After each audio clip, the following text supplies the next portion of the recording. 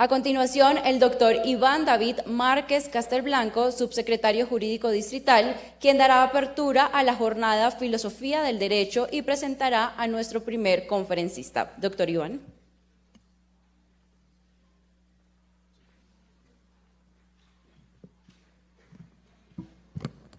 Bueno, muy buenos días a todos. Qué alegría ver tanta concurrencia en este salón. Cuando uno es organizador, eso siempre le preocupa. Lo primero que quiero hacer es agradecerles realmente por aceptar esta invitación y emplear su tiempo en un tema como es la reflexión filosófica. La tradición de este seminario y en sí la tradición de la enseñanza del derecho en Colombia muchas veces se aparta de eso. Nos hemos centrado generalmente en una enseñanza técnica del derecho. Como recordaba el filósofo latinoamericano de la ciencia Mario Bunge, el derecho es simplemente una técnica. Creo que muchos nos revelamos a esa concepción mecanicista del derecho. Este fenómeno de reducir el derecho básicamente a sus aspectos más prácticos pues no es extraña a nuestra época, ni además es extraña o es única de nuestra carrera. Son muchas las carreras que se han reducido a una razón muy instrumental. Ya la filósofa Martha Nussbaum, en ese texto tan interesante, Sin ánimo de lucro, nos hablaba precisamente de esa gran crisis silenciosa de la educación, donde se olvidan las artes, se olvida la filosofía y nos centramos en conocimientos técnicos y prácticos, ¿cierto? Pues en una sociedad como la nuestra, que es una sociedad del rendimiento, mejor, una sociedad del cansancio, pues es normal que las diferentes disciplinas se centren en, es propio de nuestro tiempo esa lectura. Dice Martha Nussbaum que educamos para el mercado y no educamos para la democracia. Y un poco la base de este seminario es precisamente hacer un giro en esa materia, educar para la democracia. Y más aún, como muy bien lo dijo nuestro secretario jurídico, cuando nos encontramos al frente de los servidores y de las servidoras públicas de Bogotá, que día a día hacen que en nuestro país y en nuestra ciudad principalmente se garanticen los derechos fundamentales de todos nuestros ciudadanos. Yo creo, traspolando las ideas de Martha Nussbaum, que los abogados que han sido formados en la filosofía y en la reflexión social tienden a no reproducir las violencias y discriminaciones que durante tantos años han sido claramente legitimadas por el derecho. No olvidemos cómo el derecho ha tratado a las mujeres. No olvidemos cómo el derecho ha tratado a las poblaciones diversas, a los homosexuales. No olvidemos cómo el derecho ha tratado y trata aún a los animales en nuestro país y en muchos países.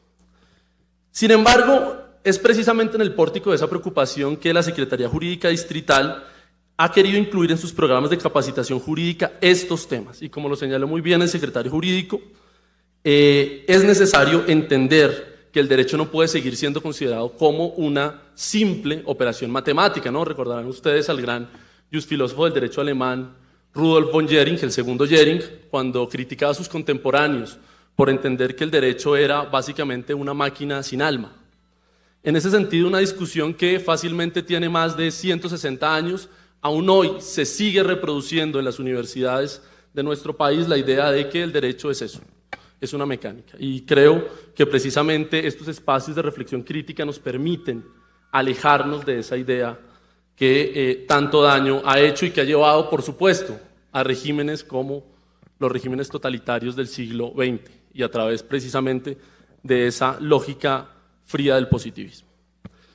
Habermas, en Facticidad y Validez, que es tal vez uno de los textos de mayor importancia de su última etapa y que constituye una obra fundamental en el pensamiento jurídico, decía una cosa que siempre me llamó la atención. En el prólogo Habermas dice: la filosofía del derecho ha sido un tema que los filósofos poco se han interesado en los últimos años, casi que se refiere a Kant y a Hegel como las últimas reflexiones desde la filosofía pura en materia de derecho.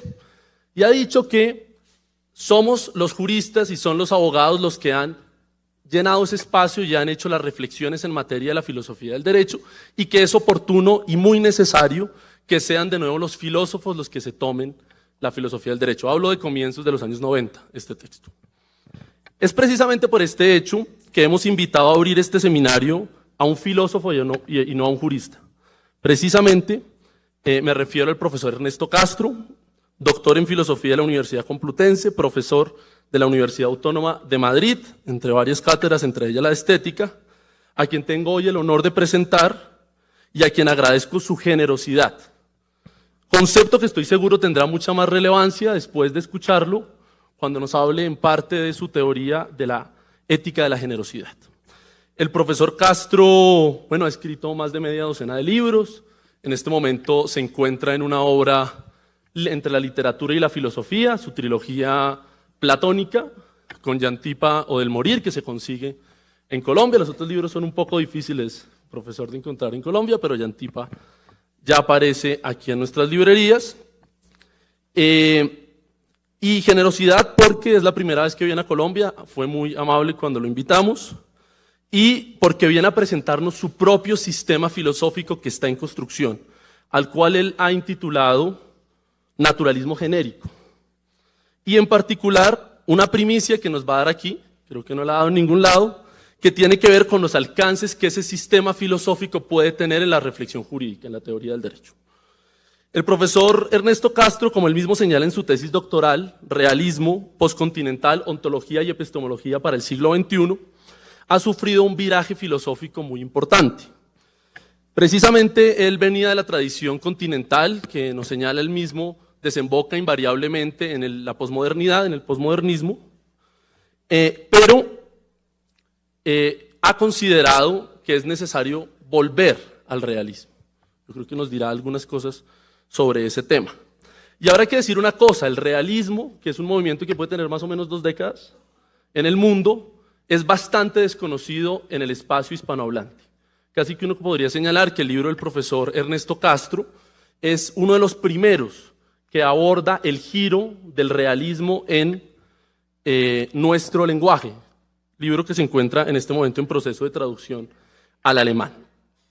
Precisamente desde la publicación de Contra la Posmodernidad, el profesor Ernesto Castro, que por entonces se encontraba imbuido en esos movimientos sociales del 15M, que fueron los movimientos de los indignados, que precisamente protestaban por las condiciones políticas y económicas de una España frente al enquilosamiento de los partidos políticos tradicionales, algo que ha pasado aquí en nuestro país recientemente, ha venido discutiendo el fin precisamente de ese periodo del posmodernismo y nos está regresando a las discusiones sobre lo real, las inequidades sociales, descollantes que atizan la dinámica histórica, es decir, las luchas de clases, los nuevos y viejos fundamentalismos, los populismos, la represión social, la dominación transnacional.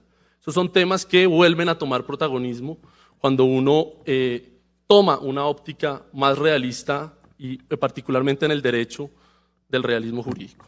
Ahora hay que decir que el derecho no ha sido ajeno a las dinámicas posmodernas. En los últimos años, gran parte de los sistemas de derecho continental, que son herederos de esa tradición positivista, normativista, de proyecto codificador, han venido cediendo a lo que Ferraris llama la ironización, ¿no? Que tiene que ver con ese gesto que solemos hacer desde hace un par de décadas de poner entre comillas todo. Entonces, cuando nos referimos a la verdad, no hablamos de la verdad, sino de la verdad. Y para los abogados una cosa que es muy complicada. Cuando hablamos de la justicia, no hablamos de la justicia, hablamos de la justicia. Precisamente, el giro realista consiste en aceptar una premisa fundamental, que sí existe algo real, que eso real es independiente a nosotros y que como sujetos podemos conocer eso que es real. Y eso pues tiene unas consecuencias muy importantes en el derecho. Va en contravía de una deriva más radical del giro lingüístico que ha reducido todo el lenguaje. Giro del cual todos somos bastante herederos, sobre todo en el derecho. Recordemos pues las frases que se utilizaron para invitar a este seminario. La célebre frase de Derrida de que no hay nada fuera del texto. O la que a mí más me gusta en mis clases, y aquí veo algunos estudiantes que saben que es así, la de Nietzsche, de que no hay hechos, solo interpretaciones. Nada mejor para los abogados que eso, ¿no? Ya decía nuestro secretario jurídico que donde hay 3 abogados hay 5 interpretaciones, ¿no? Hay 5 conceptos. Pues precisamente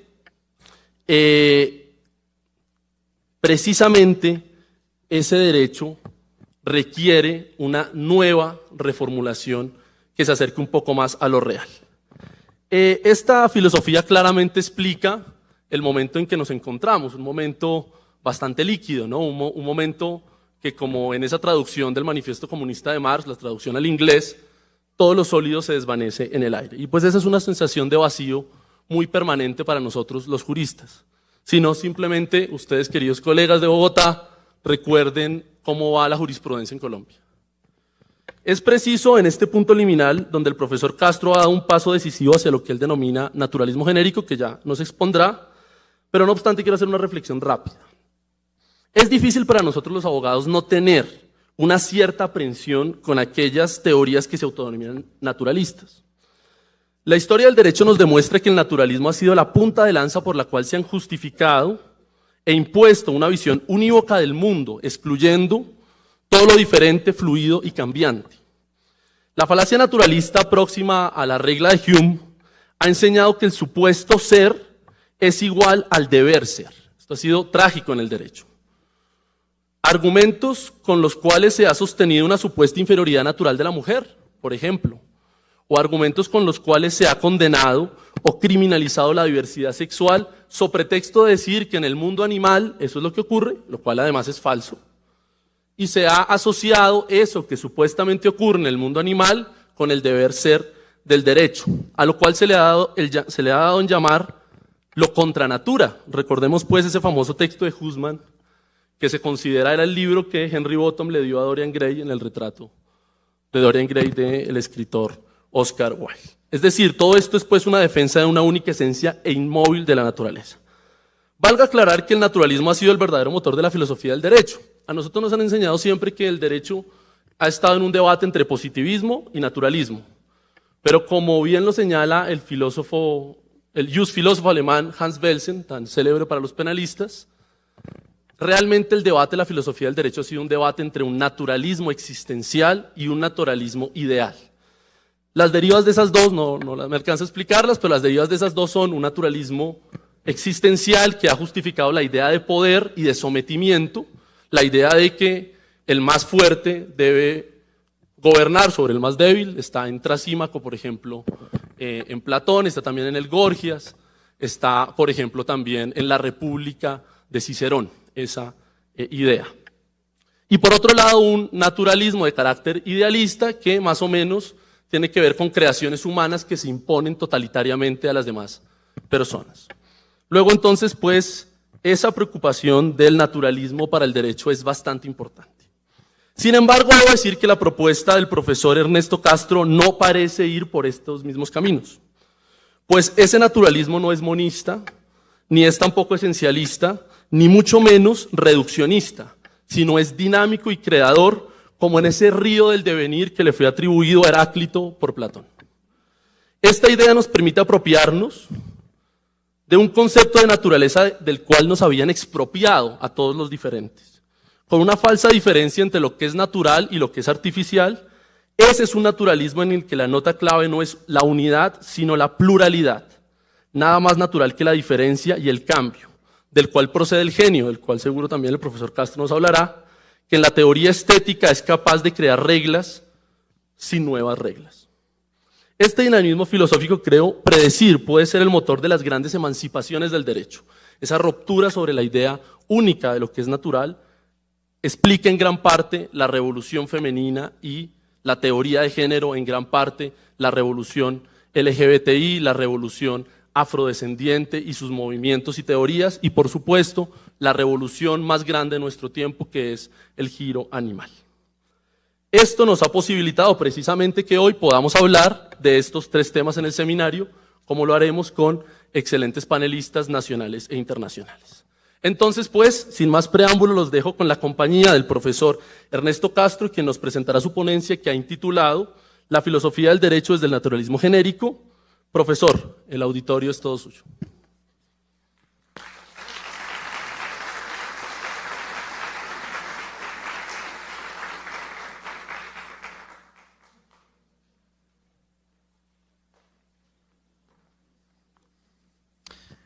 ¿Se me oye, no? Muchas gracias, Iván David, por la amable presentación. Casi has hecho ya la ponencia, no tengo mucho más que añadir. Muchas gracias a la Secretaría Jurídica por la invitación, por la amabilidad, por la hospitalidad y por el sentido del humor. Me parece que hay que tener mucho sentido del humor para invitar a un español a abrir un congreso sobre las perspectivas emancipatorias del derecho una semana antes del 12 de octubre. Claro.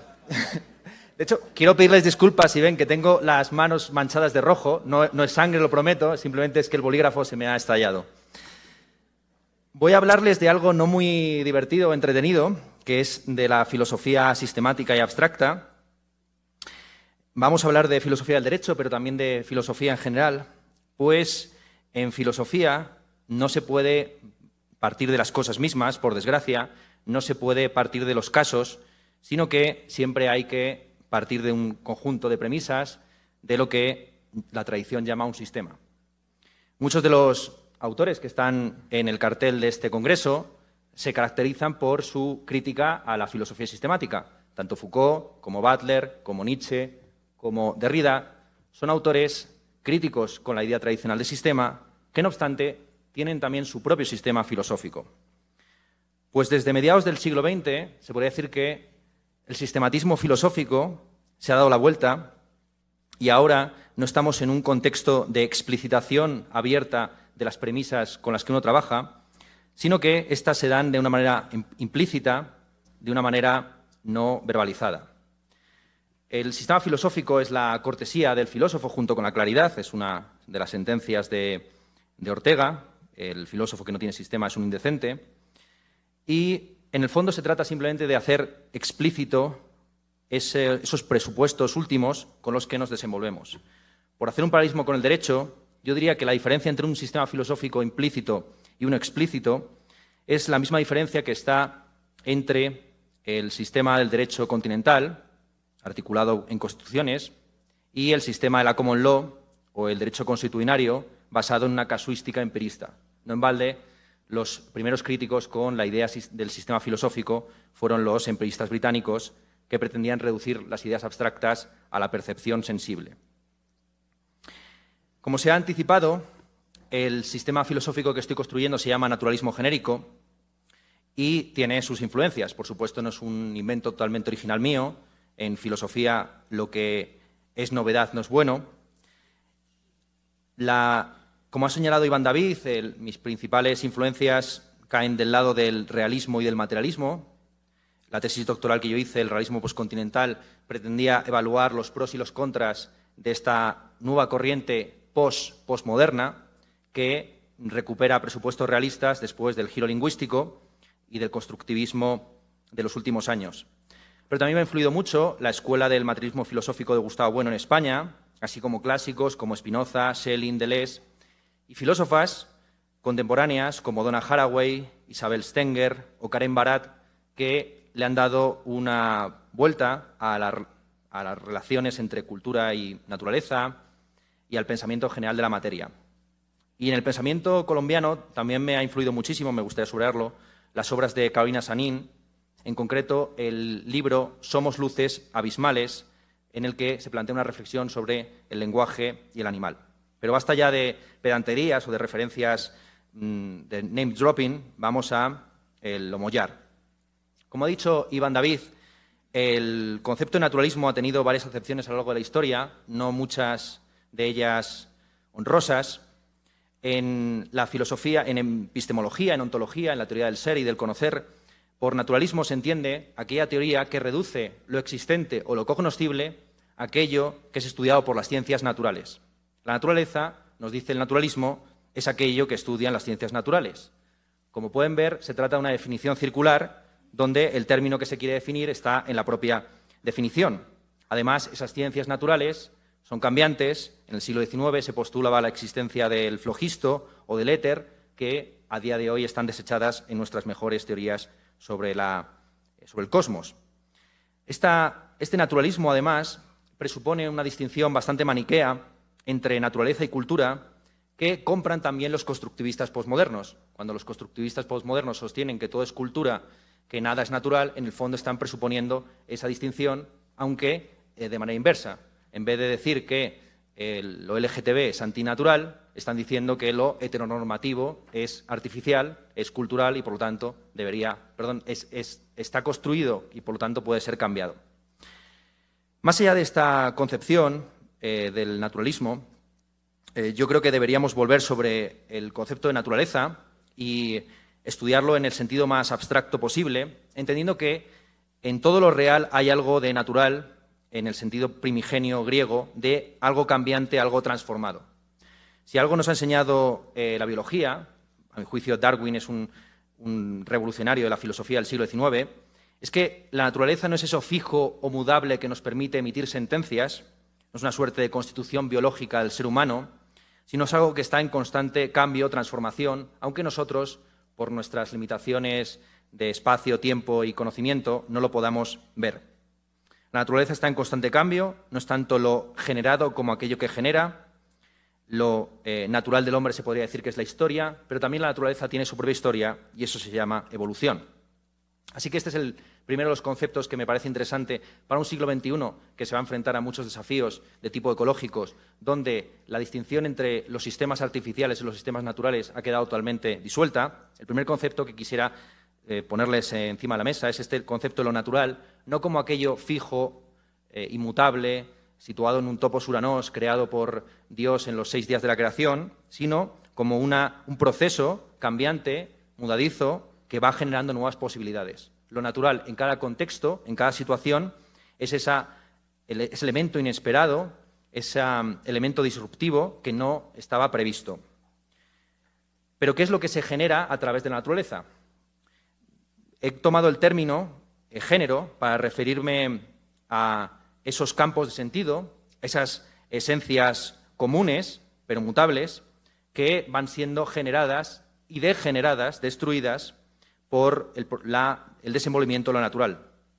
Cuando yo hablo de género, no me refiero tan solo al género en el campo del debate feminista, ni de los géneros literarios, sino en un concepto mucho más abstracto, los géneros y las especies, tal y como aparecen pues, en Plotino, en Porfirio, en la tradición peripatética y escolástica. Para que se hagan a la idea, pues para mí los estados son un género, las ideologías son un género. Los géneros son, como digo, esencias comunes que comparten varios objetos que los definen como dentro del mismo campo. Son entidades que se iteran y se mantienen en el tiempo a través de individuos que van replicando ciertos atributos de ese género y también tiene la característica, muchas gracias, de pervivir en el ser, de tener un cierto conatus. Como ven, el término naturalismo genérico, por lo tanto, los dos términos que definen mi sistema filosófico, están en una tensión dialéctica, pues lo natural es aquello que está en constante transformación, es el principio del cambio, mientras que los géneros tienden a la reificación, a la perpetuación, a la reproducción. Incluso podríamos decir que en mi teoría del conocimiento esa tensión es importantísima, pues al mismo tiempo que se requiere un conocimiento especializado de los géneros realmente existentes, se requiere un conocimiento promiscuo. Hoy he aprendido el concepto de juez promiscuo, que me ha parecido encantador. No voy a entrar exactamente en qué tipo de vestimenta debe llevar el juez promiscuo cuando dicta sentencia, pero me ha gustado este concepto. Y la filosofía también es una disciplina promiscua que bebe de varias fuentes y que también va vestida en ocasiones de una manera un poco estrafalaria. Entonces, este es el marco general. Espero que no les haya aburrido demasiado. Vamos a aplicarlo a lo concreto de la filosofía del derecho. Lo primero que debería decir es que la filosofía es un conocimiento de segundo grado. Yo vengo aquí más a aprender que a dictar sentencia. La filosofía, si no tiene una materia prima, un combustible, unos conocimientos de primer nivel, artísticos, jurídicos, ingenieriles, científicos, es como acelerar un coche sin combustible. Así de sencillo. La filosofía no tiene que dictarle al derecho cómo debe operar o cómo debe funcionar, sino que debe estudiar o aprender del derecho para mejorar sus conceptos y ver en qué medida son aplicables o no a este determinado campo. De ahí que en filosofía el trabajo colectivo sea indispensable, pues prácticamente desde el siglo XVIII nadie puede saber todo de todo. Probablemente el último hombre universal en ese sentido fue Leibniz, se habla siempre también de Goethe. para referirse al último individuo capaz de contribuir originalmente en todos los campos más o menos punteros del conocimiento en su época.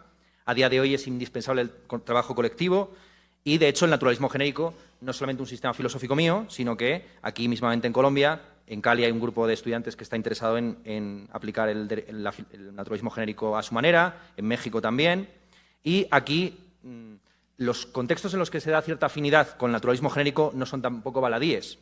Como he dicho, este sistema filosófico no surge de la nada, sino que surge de unas determinadas influencias, donde también una cierta tradición de pensamiento hispano es muy importante.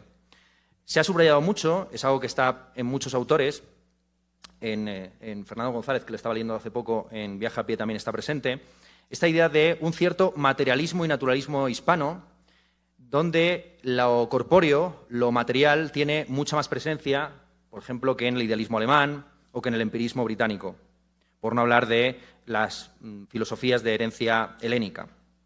Entonces, tenemos este naturalismo genérico, que tiene como conceptos fundamentales lo natural y lo genérico, y tiene este sistema filosófico que está en desarrollo, tiene como conceptos provisionales de aproximación a campos más específicos términos como la generalización en el campo científico, lo genial en el campo del arte, la generosidad en ética y la generación o las generaciones en política.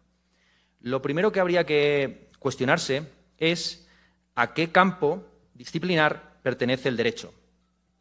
Es un debate inmemorial la cuestión de si el derecho es algo que tiene que ver con la ética o con la política, o quizás el derecho sea la intermediación entre esos dos campos. El derecho es el proceso de politización de la ética o viceversa, el proceso de moralización de la política. Así que vamos a expondré brevemente cuál es la teoría ética y política del naturalismo genérico para ver qué rendimientos puede tener en filosofía del derecho. En ética hay tres grandes escuelas para analizar cómo actuamos moralmente en el mundo: la deontología, el consecuencialismo y la teoría de las virtudes. Rápidamente, porque además esto seguro que ustedes lo conocen como juristas, la deontología, cuyo mayor representante es Immanuel Kant, considera que nuestros actos se justifican por sus principios.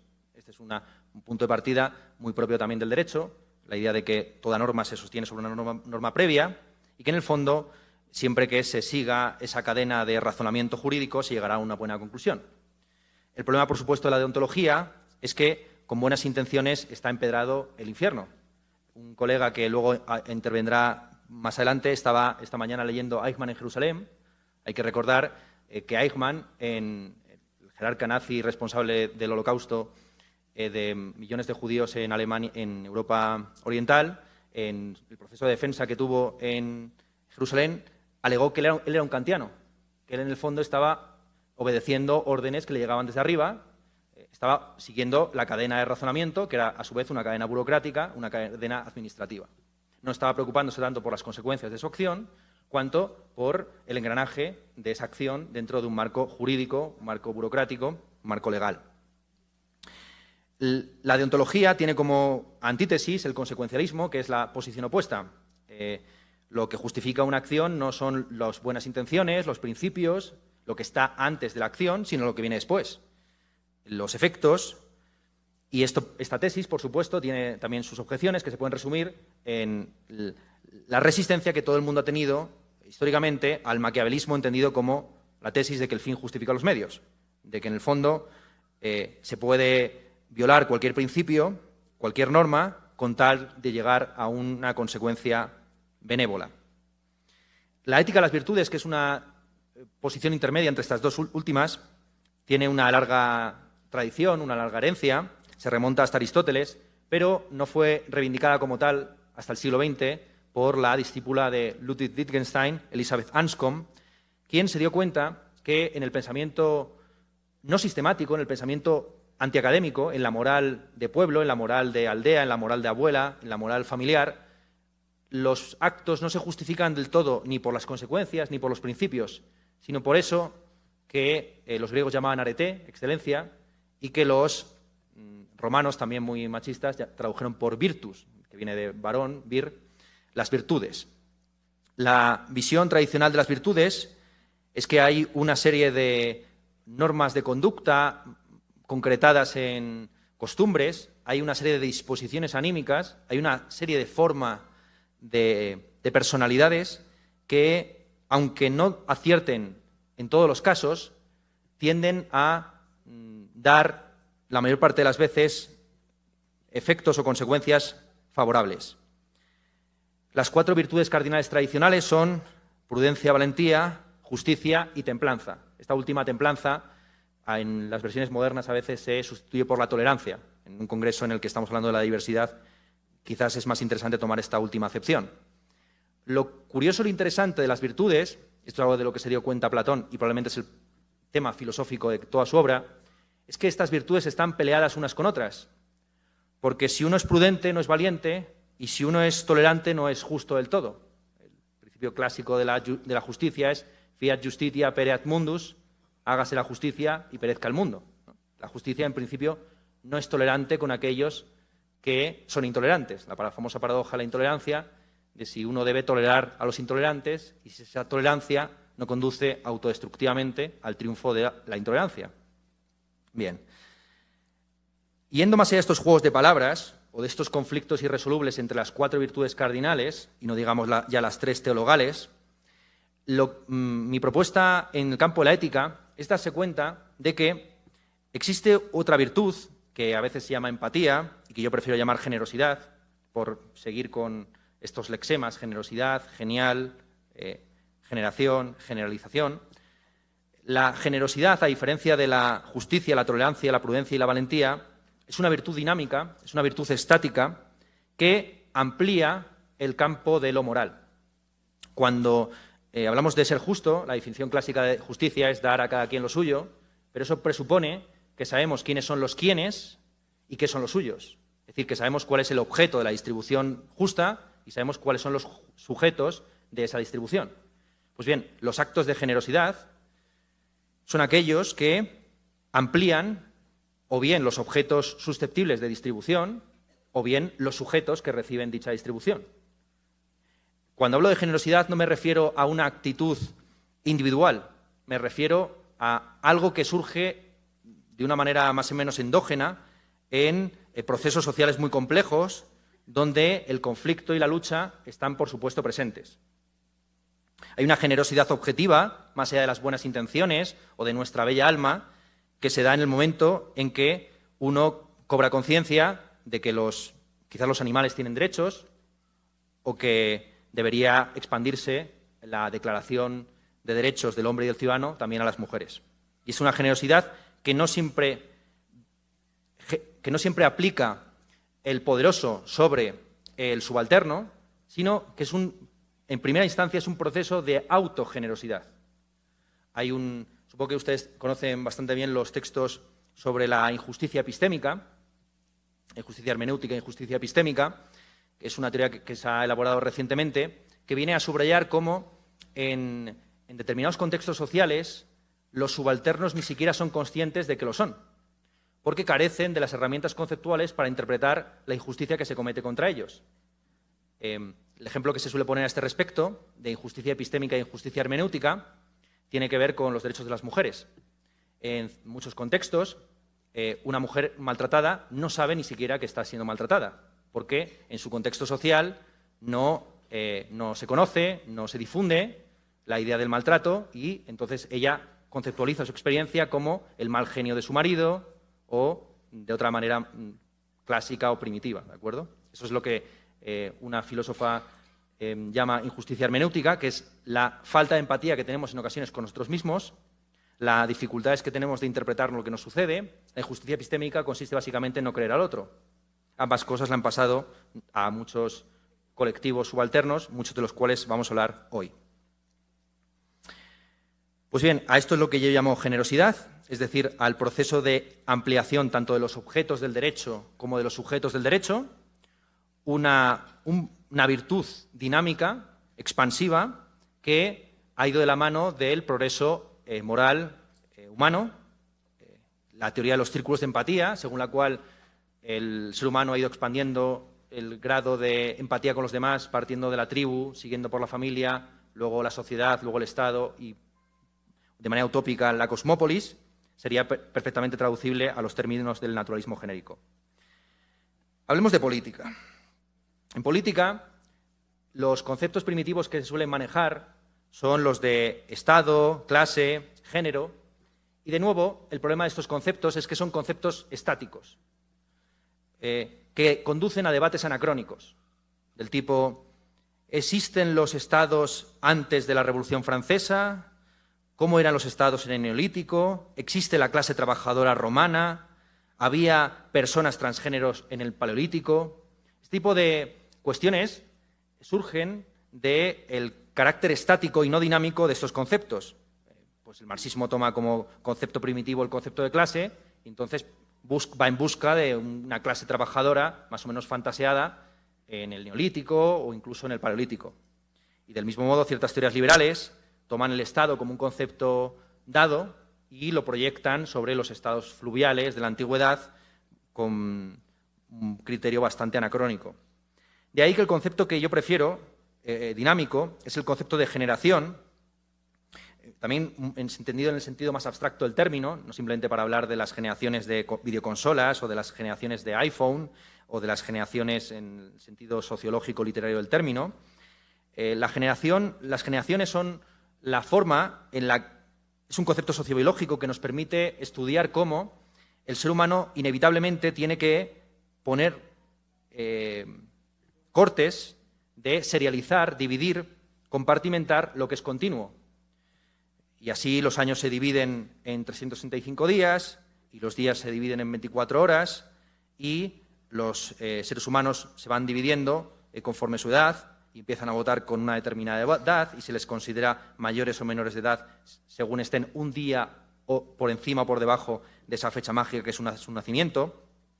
El concepto de generación es un concepto de los que a mí me interesan, es decir, que no es totalmente artificial ni tampoco totalmente natural, sino que parte de una realidad biológica, es que todos nacemos y todos vamos a morir y vamos envejeciendo en el camino, y tiene una articulación cultural que es la división más o menos arbitraria de los años, las semanas, los días, los meses y todo lo que acompaña eso.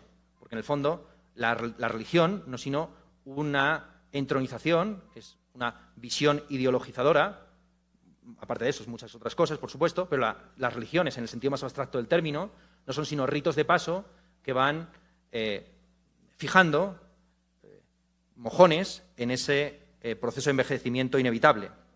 El concepto de generación, además, es interesante porque nos permite huir de la utopía, de la perversa tentación del pensamiento utópico, entendido el pensamiento utópico como la posibilidad de llegar a un estado reconciliado, donde todos seremos felices y comeremos perdices. El hecho de que el ser humano sea finito y que constantemente estén muriendo individuos y naciendo nuevos individuos en un proceso continuo y a la vez discreto de renovación social, hace que todos nuestros proyectos dependan esencialmente de las voluntades e intereses ajenas.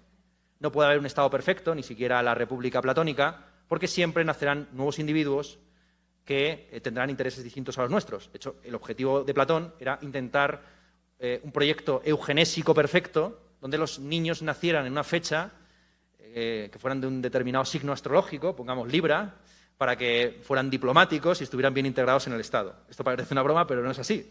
Hay todo un libro de la República de Platón dedicado a cuándo se debe procrear, quiénes deben procrear, en qué situaciones y espacios y en qué meses deberían nacer los niños para integrarse en el Estado. En un contexto como el actual, donde nos enfrentamos al mismo tiempo a un envejecimiento de las sociedades del primer mundo y a una sobrepoblación a nivel global, creo que poner el énfasis sobre el paso del testigo y el peso de la demografía me parece muy interesante. Y ahora sí, filosofía del derecho. Entonces, para empezar, unas sugerencias. Como ya digo, yo vengo aquí a aprender más que a dictar sentencia y entonces de esta importancia que tienen los conceptos de generación y generosidad en el campo de la ética y de la política, surgen varias sugerencias, varios caminos de investigación posibles que yo les regalo. La primera sugerencia o el primer elemento de interés es estudiar si las famosas generaciones de derechos de primera generación, de segunda, de tercera, están asociados o no a diversas sensibilidades generacionales. El ejemplo que pondría es la revisión reciente que ha realizado el movimiento feminista de muchas de las conquistas de los años 60, 70 y 80 de la llamada liberación sexual. Pues toda la crítica, por ejemplo, a la pornografía, el debate sobre los derechos de las trabajadoras sexuales, etcétera. Así como todas las trifulcas que surgieron del Me Too, incluida la carta de las filósofas francesas sobre la libertad de importunar de los hombres heterosexuales. ¿En qué medida esos derechos sexuales que se conquistaron a partir de mayo 68, como fecha más o menos emblemática, están asociados a un determinado contexto económico, social y también generacional? Esa es la primera sugerencia. La segunda tiene que ver con cómo conceptualizar la historia del derecho, si verla desde una perspectiva polémica y por lo tanto política, o desde una perspectiva ética y por lo tanto desde el prisma de la generosidad o la empatía. La expansión de los derechos ha sido fruto de los actos de generosidad objetiva, de una generosidad primero hacia uno mismo y luego hacia los demás, o ha sido un proceso de lucha entre géneros sociales, entre generaciones, entre grupos sociales, entre clases y estados. La visión tradicional de la expansión del derecho era una visión muy colonial, si se quiere, ¿no? No voy a recordarles, porque afortunadamente espero que nos conozcan los debates que hay en España sobre la revisión de la leyenda negra, que son bastante sonrojantes, donde se sigue todavía viendo la conquista de América desde esa perspectiva de llevar el derecho al continente americano. Sin embargo, a día de hoy creo que se ha virado demasiado hacia la perspectiva polémica, hacia la perspectiva del conflicto, del entender el derecho como una expresión de las relaciones de poder o de las relaciones de debilidad.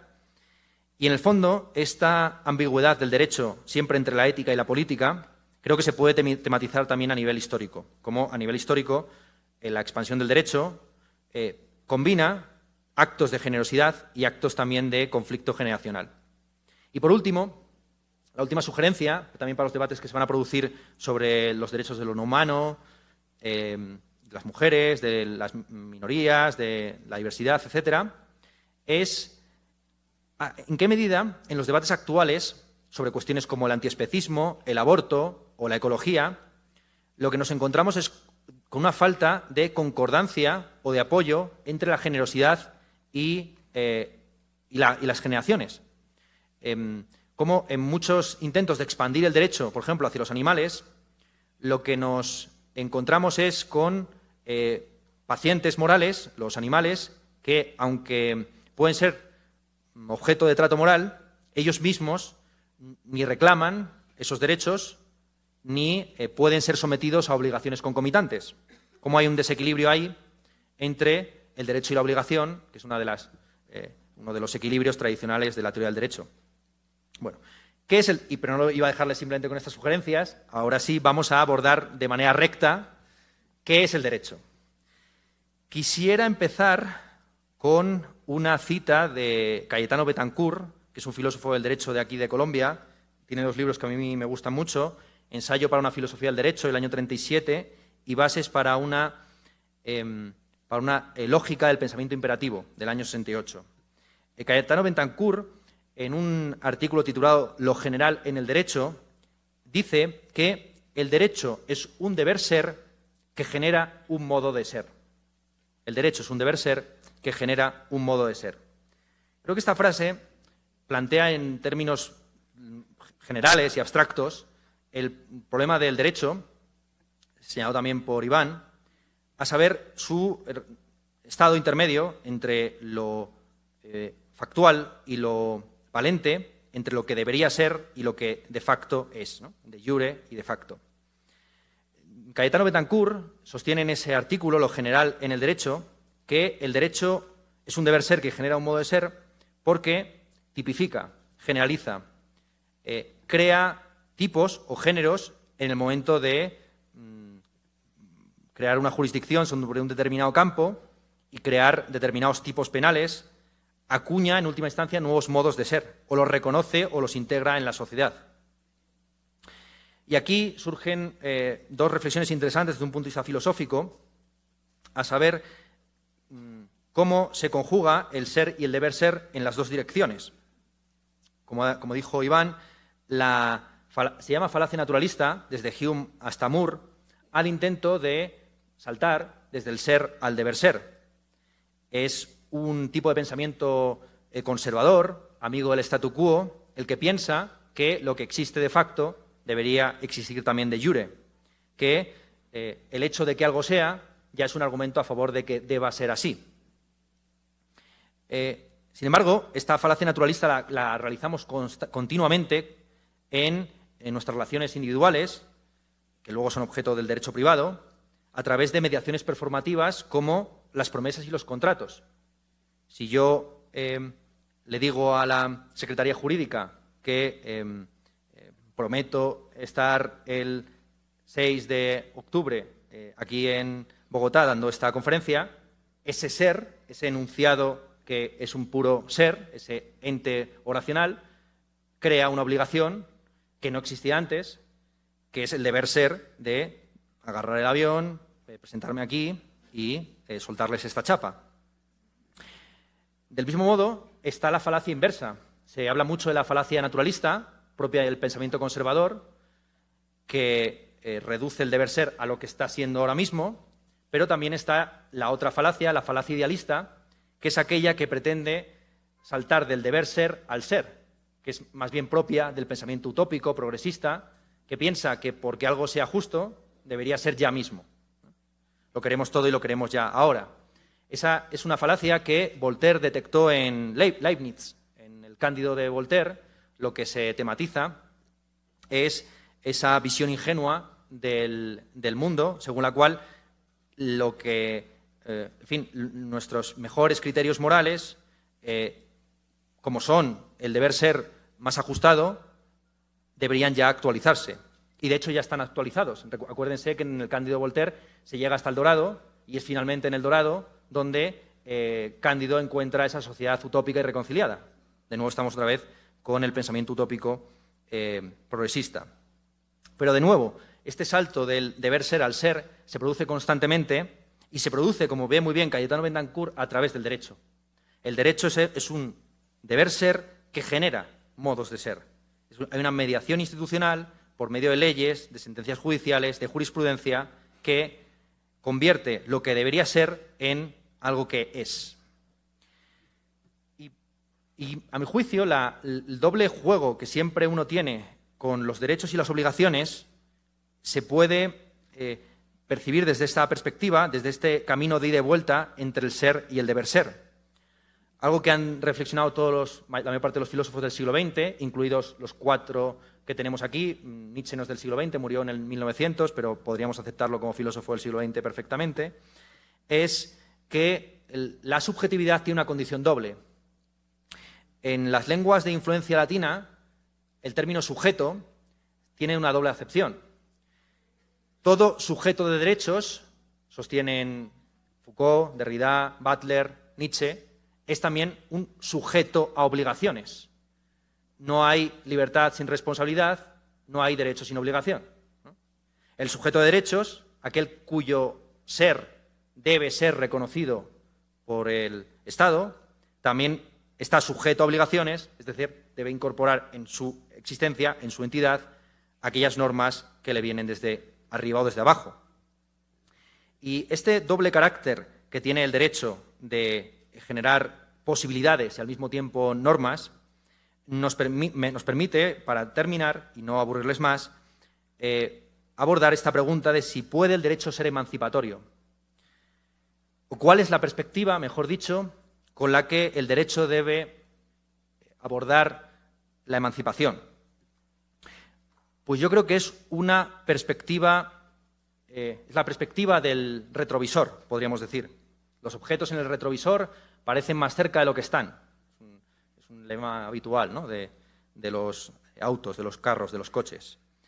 Y del mismo modo, en el derecho siempre parece que la emancipación está más cerca de lo que realmente está. Y esa emancipación en el derecho, esa es la perspectiva mía, supongo que me van a linchar después de esto, legítimamente, tendrán todo el derecho de hacerlo. El derecho no emancipa, sino que es lo que reglamenta, lo que garantiza a futuro esa emancipación. Michel Foucault tiene una frase mítica a este respecto: todo proceso de liberación crea nuevos órdenes de poder que deben ser regulados por prácticas de la libertad.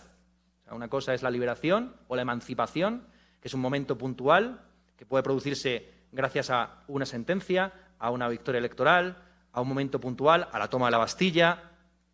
Y luego está la libertad o el ejercicio de los derechos, que es algo mucho más tedioso, mucho menos sexy y que requiere de una responsabilidad, de una obligación que ya no puede conceptualizarse como emancipatoria.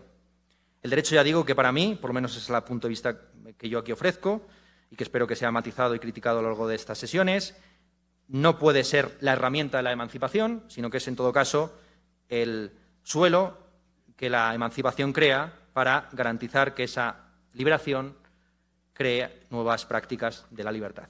Y con eso termino. Muchas gracias.